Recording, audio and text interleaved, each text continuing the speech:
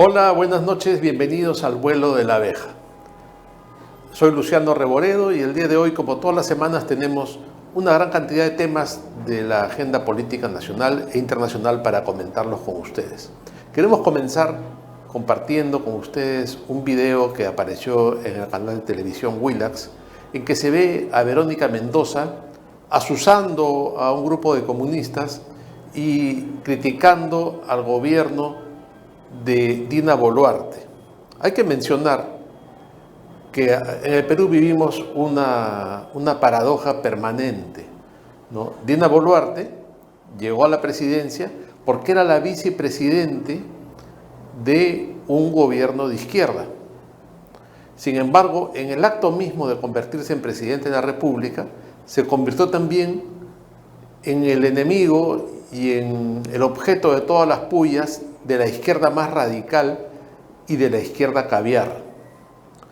Entonces, ante esta soledad, la señora Boluarte busca acercarse un poco a grupos, digamos, del centro y hacia un gobierno en el cual yo no tengo, dicho sea de paso, ninguna confianza, pero es lo que hay por el momento. Y, por supuesto, como hay que sostener las instituciones, hay que sostener este gobierno porque no podemos andar dando saltos al vacío permanentemente.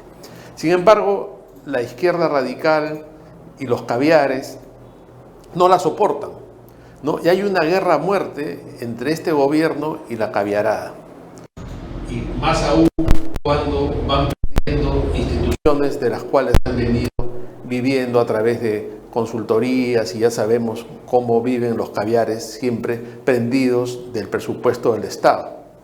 Entonces, Verónica Mendoza, que es una permanente fracasada en la política, pero que insiste en volver a aparecer, esta señora que fue la secretaria de Nadine Heredia, no hay que olvidarse que ella aparece en la escena política cuando era una militante del partido de Ollanta Humala y era el brazo derecho de Nadine Heredia y era la que apuntaba en estas famosas libretas y agendas de Nadine Heredia, donde están las pruebas de la corrupción y donde están las pruebas del dinero que Nadine Heredia en este corrupto gobierno del humalismo recibía del chavismo y recibía del Foro de Sao Paulo para supuestamente fortalecer un partido de izquierda en el Perú, pero que finalmente fue dinero que, como siempre hacen los comunistas, terminó robándoselo para darse la gran vida. Quien apuntaba muchas de estas cosas en las agendas de Nadine Heredia era Verónica Mendoza.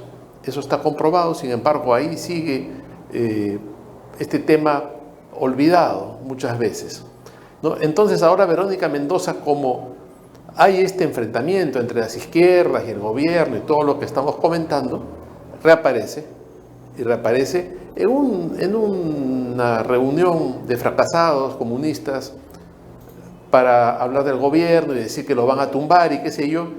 Y bueno, para mayor sorpresa, está sentada ahí la feliz propietaria del departamento de San Isidro, que hasta ahora no se sabe cómo pagó, ¿no? Sigrid Bazán. Entonces Sigrid Bazán también suelta algunas perlas. Vamos a ver este video que hemos tomado de Willax Televisión para hacer luego algún comentario. Dina Boluarte no es más que un títere, ¿no es cierto? Una máscara.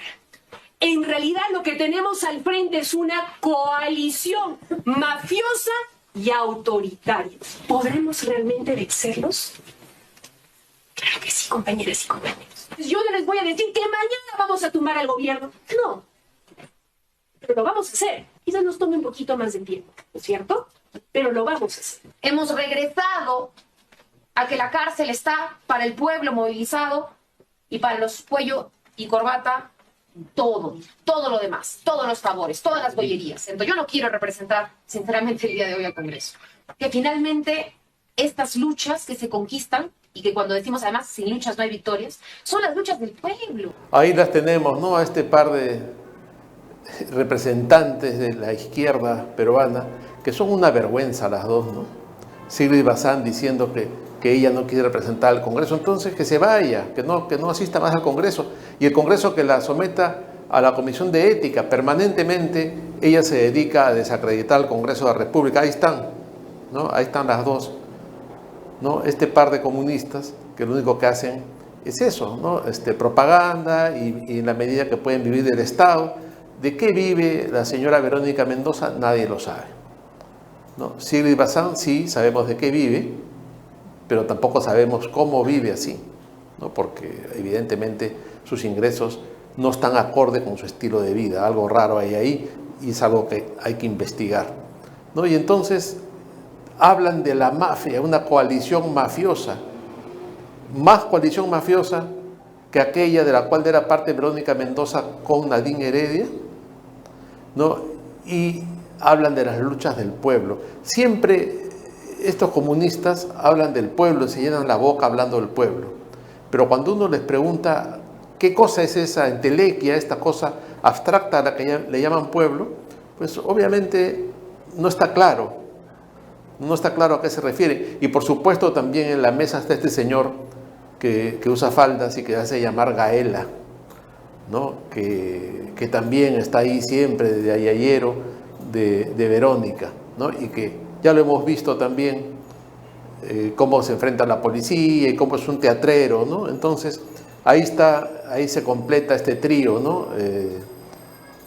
Gaela, que lo vemos ahí con sombrerito, ¿no? Y esa es la realidad de la izquierda peruana. Es una realidad patética, lamentable, ¿no? Y los vemos cómo van creando lo que ellos llaman la narrativa. Van creando una narrativa, es decir, van inventando una historia y la gente la va empezando a creer muchas veces, ¿no? Por estas personas que van inventando una narrativa es que hay una parte de la población peruana que cree, por ejemplo, que Pedro Castillo ha sido víctima de un golpe de Estado. Hay gente que cree que el Congreso de la República puede dar un golpe de Estado y que Pedro Castillo está en prisión, pues, injustamente, ¿no? Porque es una víctima de un golpe de Estado. Eso es consecuencia de lo que estos rojos llaman la narrativa. Ellos inventan un cuento y ese cuento se convierte poco a poco en una verdad.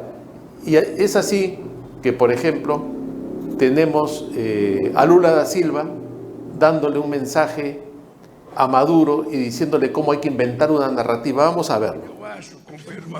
Y yo creo, bueno, ustedes saben muy bien cuál es la narrativa que han construido al respecto de Venezuela, del autoritarismo, de la antidemocracia. Esa narrativa, ustedes la tienen que desconstruir mostrando su propia narrativa para que la gente cambie de opinión. Ya he estado en países donde la gente ni siquiera sabe dónde se encuentra Venezuela, pero sabe que Venezuela enfrenta problemas con la democracia. Entonces es necesario que ustedes reconstruyan su narrativa y de todo lo que hemos conversado ahora ya su narrativa va a ser infinitamente mejor que cualquier narrativa que construyan en contra de ustedes. Es increíble e inexplicable que un país sea objeto de 900 sanciones porque no le cae bien a otro país. Eso es inexplicable. Y ahora está en tus manos, compañero, construir tu narrativa para darle vuelta a este juego y podamos vencer definitivamente. Está clarísimo, ¿no? Él le dice, la gente tiene que creer en una nueva narrativa, hay que crear una narrativa para que piensen que en Venezuela hay democracia y para que crean que en Venezuela no hay problemas, ¿no? Y vemos a un par de delincuentes ahí, porque son dos delincuentes, Lula da Silva, un exterrorista que ha estado preso por ladrón, por sinvergüenza, y que fue liberado por jueces que él mismo nombró. Entonces ese delincuente, ese viejo delincuente que gobierna Brasil, se dirige a otro delincuente, a un criminal asesino y ladrón, socio del narcotráfico, como es Maduro, y le dice, inventa tu narrativa para que la gente te crea. Hay que deconstruir la narrativa que habla de Venezuela con problemas por la democracia y crear una nueva. Esa es la especialidad de estos rojos. Ellos van creando narrativas, ¿no? Incluso ese concepto es creado por ellos, no siempre hablan de la narrativa para acá, la narrativa para allá. La narrativa es eso, ¿no? Inventar una historia, inventar un contexto y transformar la realidad a partir de eso. Está claro que en la política, tan importante como los hechos, es la percepción de los hechos. Y más importante aún, la percepción de los hechos cuando ésta es mayoritaria. Entonces, ¿qué sucede? Cuando la mayoría de las personas tienen una percepción, no importa si esta es verdadera o falsa, eso es lo que mayoritariamente se cree, y eso es lo que llaman ellos la narrativa. Trabajan en el terreno de las emociones, en el terreno de las percepciones, independientemente de lo que sea la realidad. Y eso es lo que está diciendo Lula en este video, y eso es lo que está trabajando Verónica Mendoza en el video anterior, generando su narrativa, generando la idea de que hay un gobierno mafioso, una coalición mafiosa de la derecha. Ni ella se lo cree.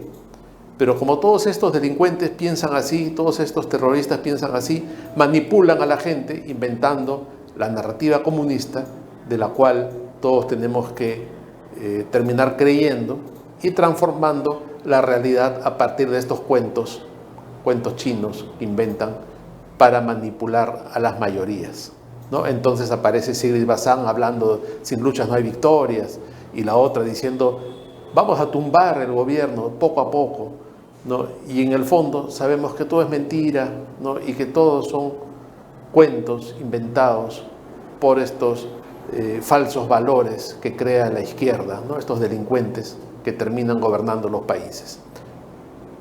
Vamos a una pausa y regresamos.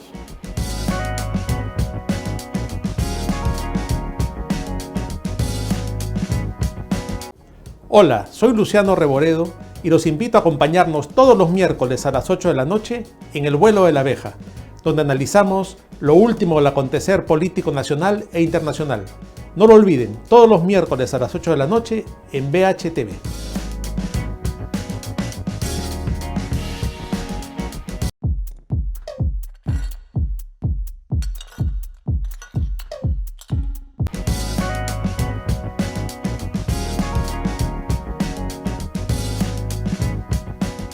Siempre en este programa tenemos valores que defender, valores que defendemos y con los cuales no podemos transigir nunca. Esos valores son la vida, la familia y la libertad. Son los tres pilares que sostienen nuestra civilización. Y estos valores hay que protegerlos sobre todo cuando se trata de los niños. Nada que afecte la vida, nada que afecte la moral, la inocencia de los niños y que vaya contra estos valores podemos permitirlo ni pasarlo por alto. Sin embargo, este asunto de la ideología de género y todo lo que eso implica, que en realidad es más amplio, es lo que podemos llamar el progresismo como ideología y que tiene dentro todo un nuevo modo de ver el mundo, un nuevo modo de ver la humanidad, de transformarlo todo, es lo que no podemos permitir que se acerque a los niños. Y en los últimos días ha habido un escándalo grande en los Estados Unidos y que por supuesto se ha difundido en todo el mundo, ese de las tiendas Target. Estas tiendas Target ya hace una década al menos, han iniciado una campaña que todos los años repiten en el mes de junio con relación al orgullo gay, lo cual hacen muchas tiendas, pero lo particular de las tiendas Target es que está dirigido a los niños, ¿no? Entonces uno se pregunta, un niño de 2 años, 3 años, ¿tiene la capacidad para entender lo que implica ser partidario o no ser partidario de estas manifestaciones como las marchas del orgullo en el mes de junio? Un niño de 2 o 3 años tiene la capacidad de decidir y darse cuenta lo que implica vestirse con estos colores del arco iris porque se solidariza con estas causas. Evidentemente que no. Evidentemente se trata de una manipulación, ¿no? Y por eso es que cada vez que uno ve dibujos animados, cada vez es más frecuente ver la presencia del arco iris y de símbolos que tienen que ver con el progresismo. Porque hay que quitarse de la cabeza la idea de que la bandera del arco iris es la bandera que identifica a los homosexuales. Eso no es verdad. Es la bandera del progresismo, es la bandera de estas ideas que quieren cambiar a la humanidad y que utilizan diferentes causas, como la causa homosexual, para tergiversarla, para utilizar a las personas en beneficio de estos cambios en la sociedad. Ese es el verdadero fondo del arco iris.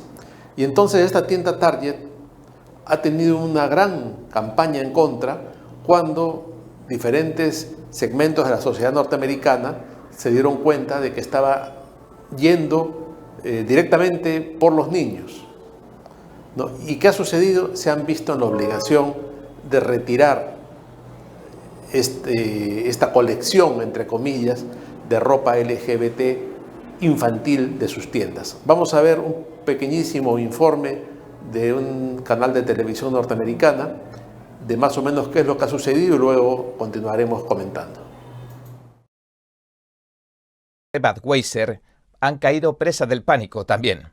La empresa de venta al por menor había puesto a la venta toda una nueva línea de ropa para promocionar el transexualismo, con cosas, por ejemplo, como bañadores de mujer con características especiales que ayudan a los hombres a acomodar mejor sus partes, así como ropa para bebés y ropa para niños transgénero.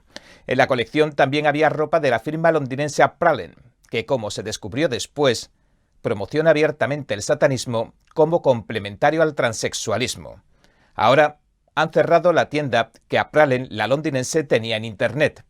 Y Target, tras una serie de reacciones de la gente, ha empezado a retirar artículos de sus estantes. Claro, y vemos cómo la gente está reaccionando, ¿no? Hay una marca de cerveza que estaba haciendo campañas de transexualismo y que su imagen era supuestamente una adolescente, una jovencita que era un señor. La cerveza ha perdido millones, ¿no? Y todo esto del progresismo en las películas infantiles está llevando a la ruina a las productoras, ¿no? Las últimas películas en que Disney ha apostado por estas ideas han perdido tremendamente. Y ahí vemos las imágenes en el programa de lo que es esta moda también satanista en la ropa para los niños, ¿no? Ahí el programa norteamericano decía que había una colección satánica que vinculaba el satanismo con el transexualismo, y entonces vemos lo que venden para que se lo pongan los niños, ¿no? Demonios, abiertamente, ropa abiertamente demoníaca. Tienen al Baphomet y los pentagramas y el Goat y todos estos personajes del satanismo, y cómo inducen a los niños a estas prácticas y a estas creencias malditas del satanismo a través de la moda, y lo que muchos padres ignorantes tal vez pensarán que es divertido o que es gracioso, y van induciendo a sus hijos hacia las profundidades del satanismo desde muy pequeños. Esto es lo que esta tienda Target ofrecía, ¿no? Y también se ha ido al fracaso porque la reacción ha sido tan negativa de la gente, tan fuerte ha sido la reacción en contra, que la tienda de internet de Londres ha cerrado, y en Target han retirado la colección del orgullo y la colección satanista para niños que estamos viendo ahí. Lo mismo ha pasado, como decía hace un momento, con las películas de Disney, ¿no? La quinta entrega de Toy Story fue un fracaso, La Sirenita está siendo un fracaso, porque todo es parte de esta visión progresista, el progresismo, que es una enfermedad mental, que es una maldición para el mundo moderno, que busca destruir todo a su paso, la familia, la sociedad, la libertad de las personas, ¿no? Acabar con la vida, acabar con el ser humano y con todo lo que siempre hemos creído que es lo bueno.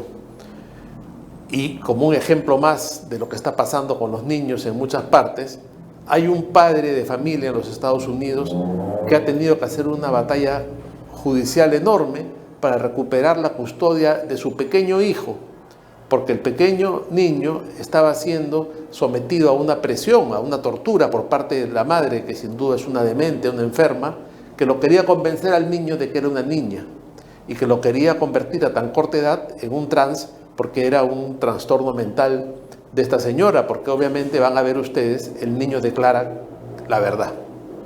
Veamos. You're a boy, right? No, I'm a girl. Who told you you were a girl? Mommy, When did she tell you you were a girl? 'cause I love girls. Oh, I see. So mommy told you you were a girl? Does mommy do anything else like with a girl with you? Like what? Like kisses. What does she do? She do put them on me. She puts dresses on you? Oh wow. And what else does she do? She buys my headbands Uh-huh. and she get me hair clips, Oh, hair clips? Okay. What else? some microphones, What else? like a skeleton. Does she do anything with your fingers? Yeah, What? she paints my nails. Why does she do that? 'Cause I love my nail polish. Oh. So mommy puts you in a dress and puts nail polish on you? And what does mommy tell you? She tells me I'm a girl. Oh, okay. Do you think you're a girl? You do? Is that why you wear this, so that you can have long hair? Okay. Bueno, ahí lo tenemos. Por eso yo siempre sostengo que el progresismo es una enfermedad mental en el mejor de los casos y es algo perverso, satánico, diabólico en el peor de los casos. Ahí se juntan los dos extremos, ¿no? La imbecilidad de muchos que creen que siguen una moda y que está muy bien y que hay que ser tolerantes, ¿no? Y que permiten que vengan por sus hijos y les metan en la cabeza cualquier idea, como estuvo sucediendo en el Perú con los libros del gobierno de Vizcarra y de Humala y de Kuczynski, cuando hubo que intervenir porque los libros del Ministerio de Educación estaban llenos de ideología de género, incluso con imágenes pornográficas, como ya sucede en España, en Estados Unidos, en Argentina, y vienen por los niños porque cambiando la mente de los niños aseguran que cambian la sociedad del futuro, ¿no? Y decía yo que por un lado hay imbéciles que piensan que eso está muy bien, ignorantes que creen que es lo que hay que seguir, pero por otro lado hay gente perversa, gente que está metida en esto y que promueve, por ejemplo, lo que hace esta señora con este pobre niñito que estamos viendo ahí, o más perversos aún, los de tiendas como Target, que generan productos infantiles, como esos trajes de baño para promover el transexualismo en niños pequeños, o como las clínicas que ya las hay en los Estados Unidos, que tienen un área de pediatría trans, ¿no? Y que empiezan a tratar a niños trans de 2 años o 3 años, como si un niño a esa edad supiera lo que significa ser trans, ¿no? Esto es una ofensiva ideológica, una ofensiva satánica que hay que frenar. Muy bien, nosotros nos vamos a una pausa y luego regresamos en el siguiente bloque del programa.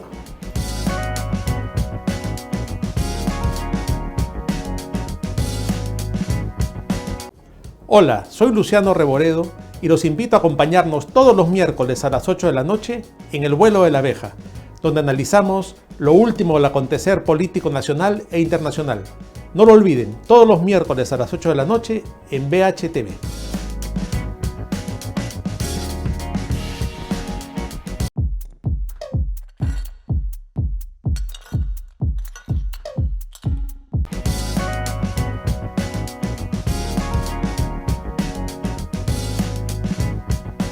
Siempre nos preocupa la situación de la Iglesia Católica, sobre todo a partir del surgimiento de movimientos al interior de la Iglesia que no son otra cosa que formas diversas de infiltración ideológica.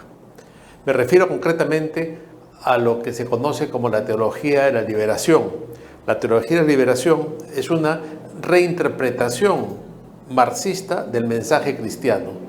Es la idea de que se puede ser cristiano y a la vez marxista.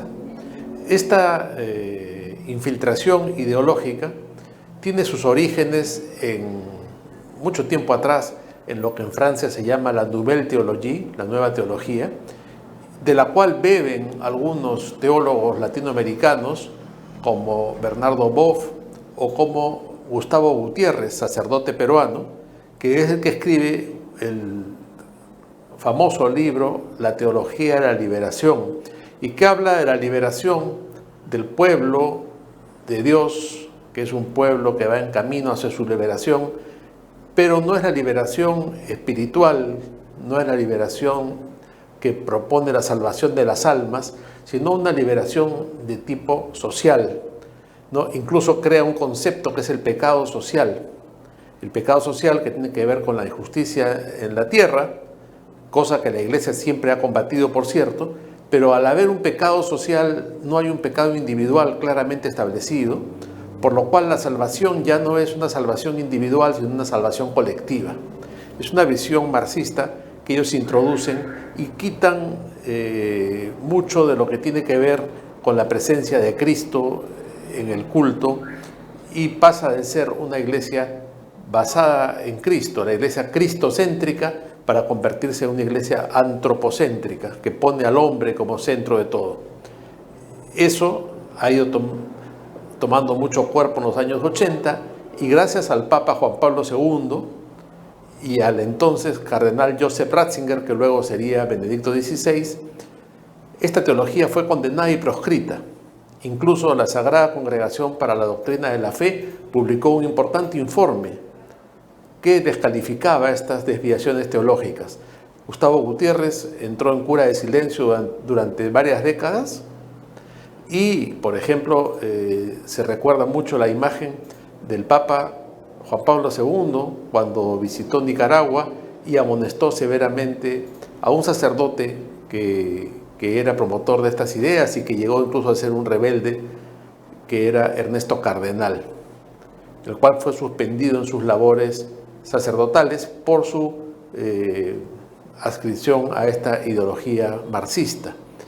Hubo toda una corriente de los sacerdotes de la Iglesia Popular que se enfrentaban supuestamente a una jerarquía enquistada en Roma, y esta Iglesia Popular era una iglesia marxista, la iglesia del pueblo, ¿no? La iglesia de los pobres, todo un lenguaje que era una manera de encubrir el marxismo dentro del mensaje cristiano.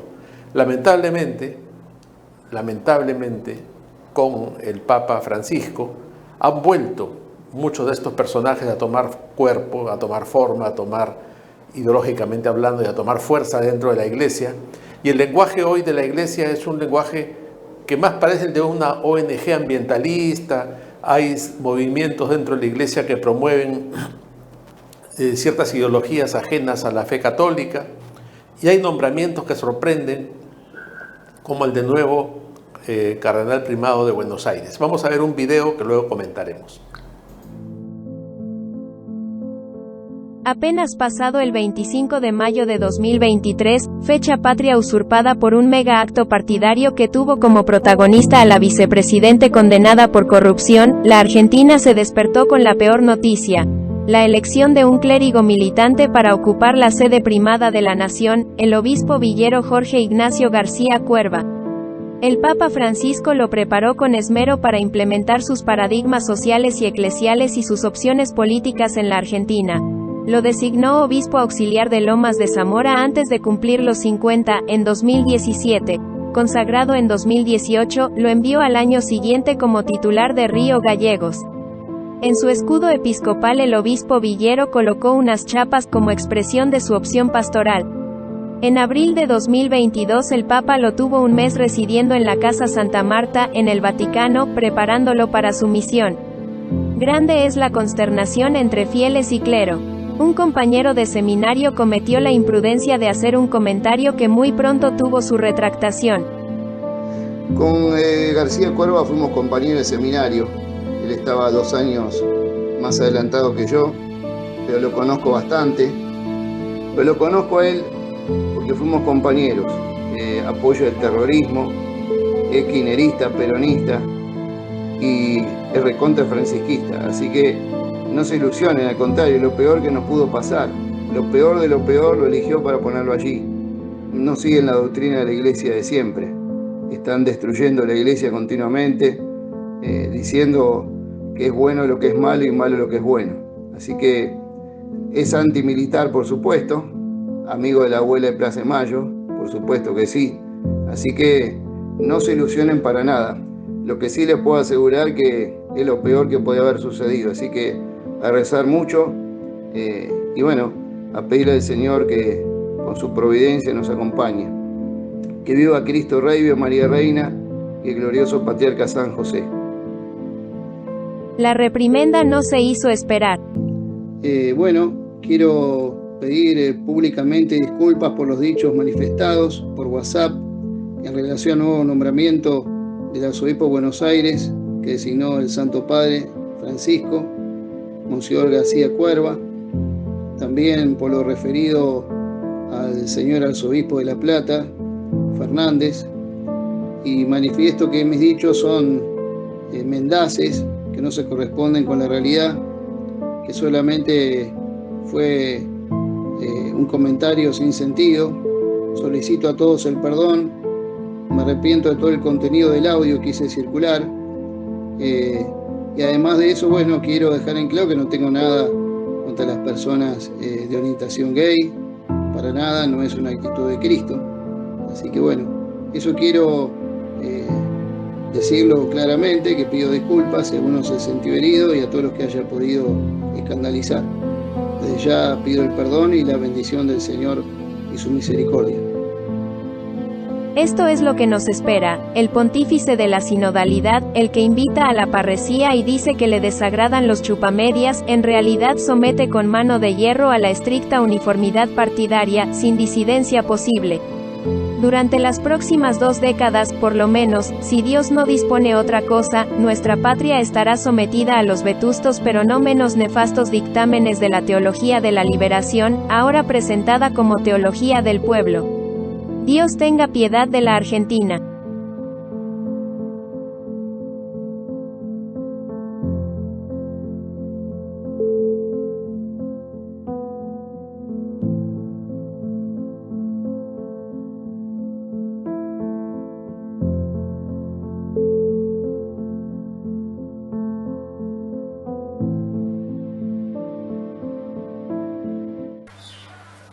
Y lo otro que pensaba, y ya para ir terminando, que hoy que celebramos la vida del general Perón, creo que está bueno volver a beber de la propia fuente. Alguna vez cada uno de ustedes dijo, me quiero dedicar a esto. Alguna vez, cuando éramos adolescentes, dijimos, me gusta el peronismo. Alguna vez cuando éramos chicos dijimos, yo quiero militar. Y está bueno volver siempre a la primera fuente, al primer amor. Acordarse cuando lo que nos gustaba era salir a pegar carteles, cuando lo que nos gustaba era salir a laburar por los demás, cuando poníamos plata del propio bolsillo para poder comprar la yerba, para poder tomar unos mates en la reunión de la unidad básica. Me parece que lo que no podemos perder tampoco, y estas fechas son buena ocasión, es volver al primer amor. Yo les propongo que hoy cada uno pueda volver a hacer memoria de ese primer amor, de esa primera vez. Algunos habrá sido con la democracia, otros habrá sido años después y otros habrá sido muchos años antes. No importa, no competimos por épocas. ¿Viste el que conoció Perón, el que no lo conoció? El mejor tiempo para vivir, el más maravilloso, es el que te tocó.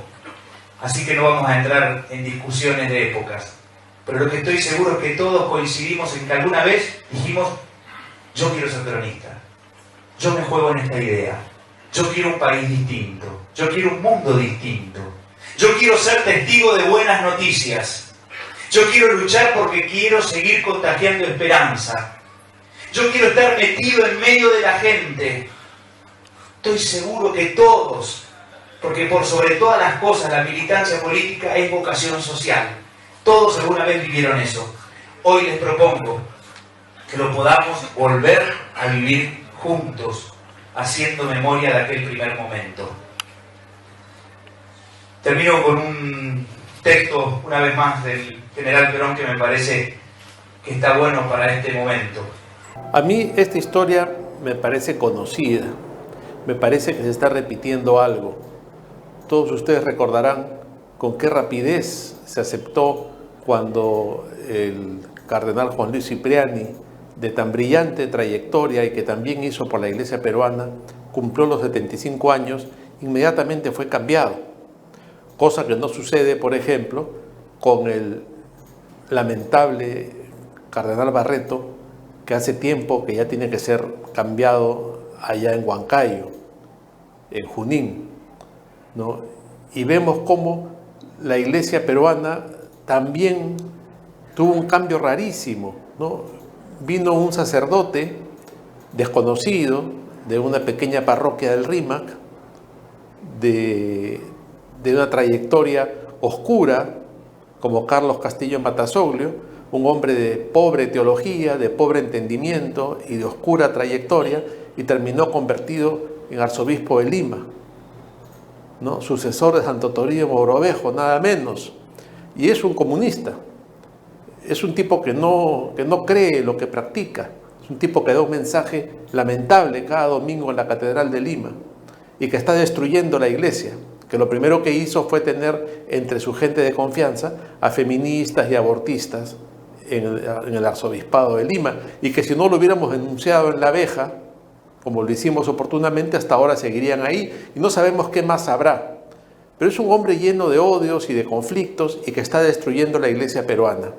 Y ahora vemos que se repite este esquema en Buenos Aires, ¿no? Donde, habiendo una serie de posibles obispos que podrían haber sido nombrados arzobispos de una diócesis tan importante como la de Buenos Aires, que tiene importancia continental como Lima, se busca también a un sacerdote politizado, a un sacerdote de trayectoria oscura como este, y que va a destruir la iglesia, que va a destruir la tradición. Entonces estamos asistiendo a un proceso de autodemolición de la iglesia. Esto termina con la iglesia católica en el continente.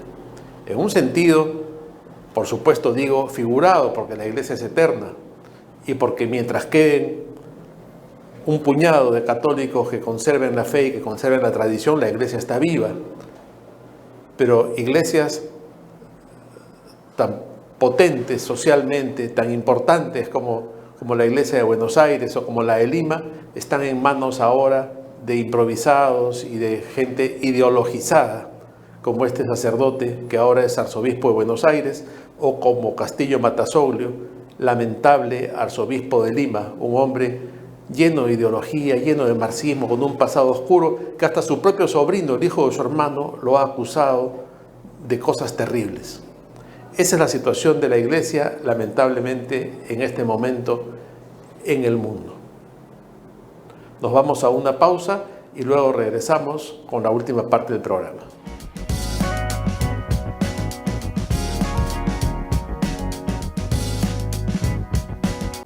Hola, soy Luciano Reboredo y los invito a acompañarnos todos los miércoles a las 8 de la noche en El Vuelo de la Abeja, donde analizamos lo último del acontecer político nacional e internacional. No lo olviden, todos los miércoles a las 8 de la noche en BHTV.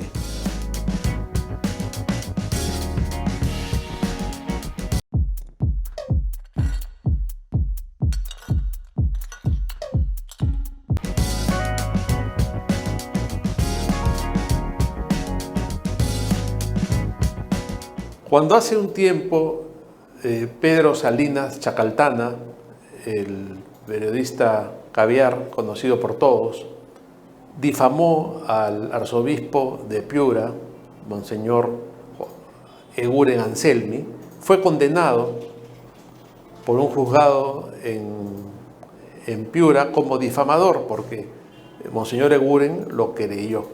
En ese momento, Pedro Salinas salió llorando por todas partes, salió en todos los medios declarándose un defensor de la libertad de expresión, y como buen caviar pues se victimizó permanentemente y lloró en un programa, lloró en otro, hizo artículos, ¿no? Organizó